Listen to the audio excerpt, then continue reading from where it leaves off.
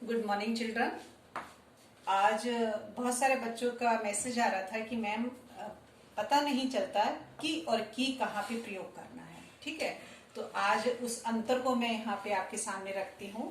सबसे पहले मैं छोटी की यानी कि लेटर के पीछे से यहाँ पर इसके बारे में बात करती हूँ। इसका प्रयोग आपको याद होगा, आप करते भी हैं। इंग्लिश में जहां पर हम दैट का प्रयोग करते हैं, हिंदी में हम की का प्रयोग करते हैं। ठीक है, तो इसका क्या कार्य होता है, यह हमेशा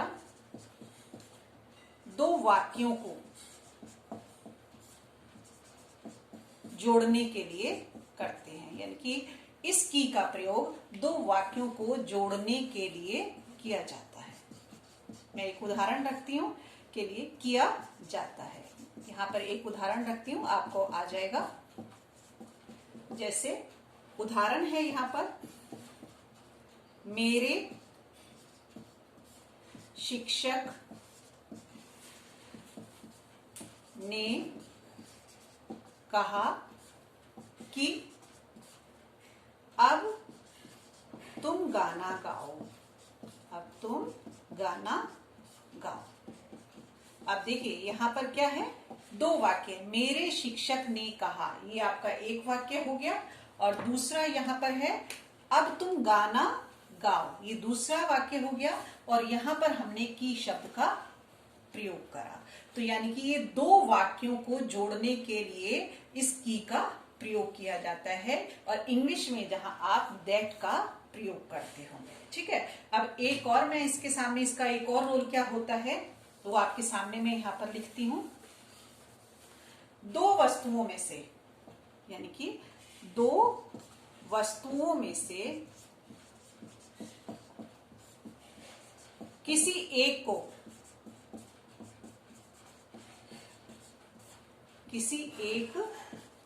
को चुनने के लिए करते हैं। उदाहरण रखती हूं मैं आपके सामने, जैसे कि निशा की आंखें नीली है कि काली। देखो यहाँ पर नीली और काली में से, दोनों में से किसी एक को हमने मानना है, तो वहां पर हमने इस की का प्रयोग करा। मैं एक और उदाहरण रखती हूं, तुम्हें केला चाहिए कि सेब। तो यहां पर आपको केले या सेब में से किसी एक को लेना है, तब हम इस की का भी प्रयोग करते हैं। यानी कि इस की का प्रयोग कहां कहां हुआ, दो वाक्यों को जोड़ने के लिए और दो वस्तुओं में से किसी एक को चुनने के लिए हम इस की का प्रयोग करते हैं। अब हम बात करते हैं बड़ी की, जहां पर बड़ी ई की मात्रा आती है। इस वाली की बात कर लेते हैं। इसका क्या है, आपने संबंध कारक पढ़ा होगा। ठीक है, संबंध मीन्स क्या होता है, जोड़ना। इसके विभक्ति चिन्ह होते हैं का, की और के। तो ये की है, जोड़ने का काम करती है। एक शब्द का, एक संज्ञा शब्द का दूसरे संज्ञा शब्द के साथ जोड़ने का काम करती है। और वो जो जब हम इसका प्रयोग करते हैं तो इसके जस्ट बाद हमारा क्या है, स्त्रीलिंग शब्द आता है। मैं आपके सामने उदाहरण अभी रखूंगी तो आपको और अच्छे से आ जाएगा। यहां पर मैं उदाहरण रखती हूं आपके सामने। यह है राम की किताब है।